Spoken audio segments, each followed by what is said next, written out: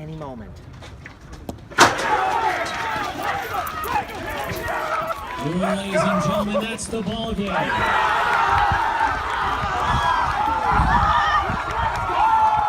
final score, the College is still on 5.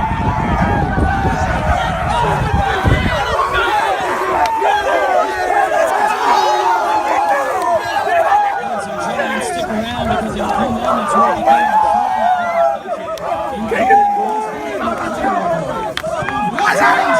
Chris Karnbach, you get the ball for the winner-take-all game. Tell me a little bit about what's going through your mind as you're getting set for the winner-take-all game.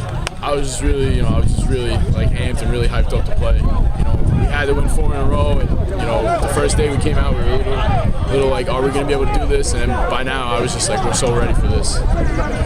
One of the things that Tom Musso said yesterday was that you guys, as a bullpen, as an entire pitching staff, you really rally around each other. What were some of the tips that you got maybe from Ryan from the first game, some of the things that you took in, some of the things that your teammates were telling you about this Baruch lineup? Well, Ryan actually helped me. He, just telling me keep the ball low. Don't get down on them. Just stay ahead and you'll be fine.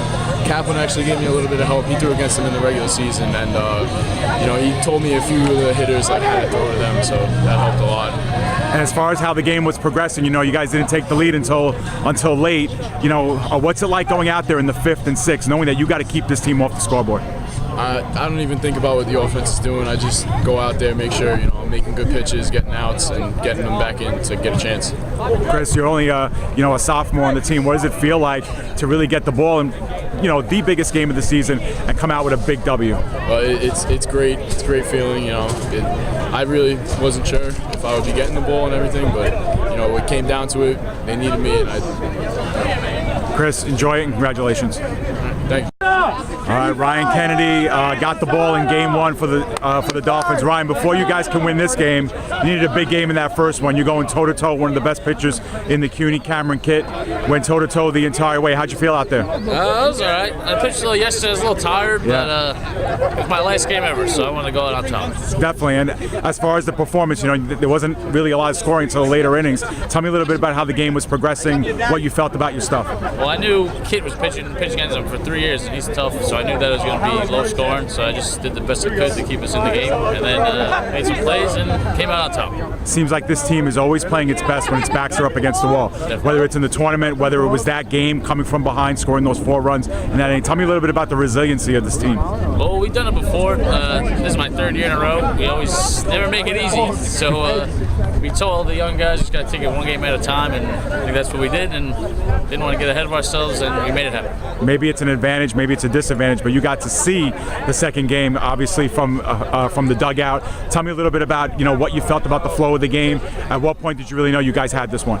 Once we beat Kitt, I knew they were done. They had nothing left, and then we just wanted to jump on them early, but it was 0-0. Karnbach pitched a hell of a game, and once we jumped on top of them, they had nothing left. They were done. And Ryan, you've had a terrific 4 years at CSI. What do these last 4 years mean to you, especially the last 3 being a champion? It's been awesome. This is 4 years of my life. I love these guys, these coaches. They were great to me, and I'll never forget it. Terrific. Thank you, Ryan. Congratulations. Thank you.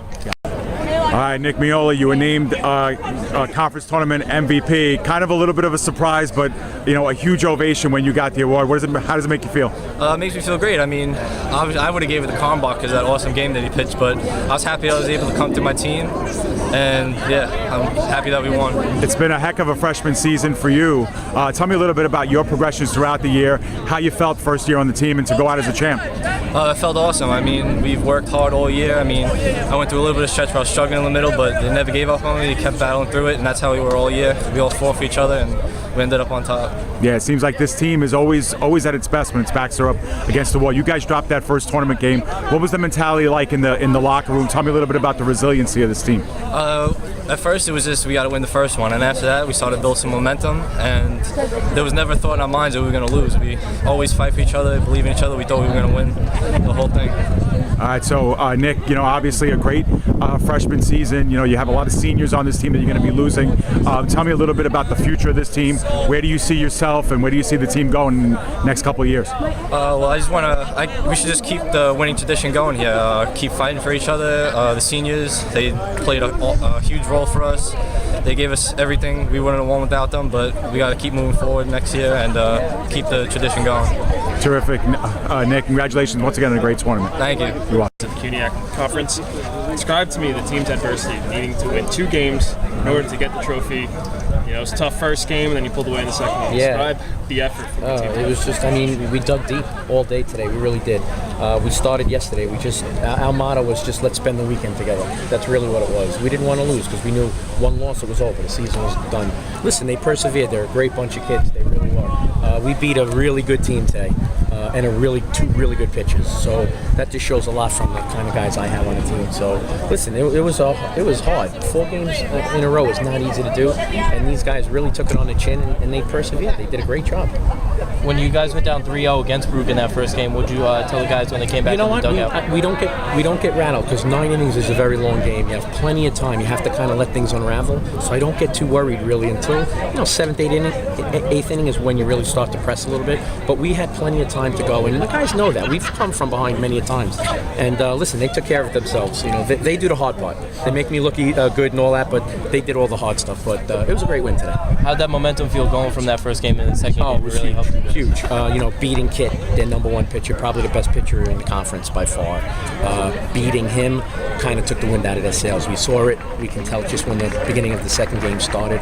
I knew that if we could jump, get a few runs right away, we were going to be in good shape. And my pitcher Karnbach, the way he threw, made it really easy for us. What can you say about your guys' defense as well? I mean, out in the outfield, you guys have made some amazing plays, even in the infield. They've played spectacular all year.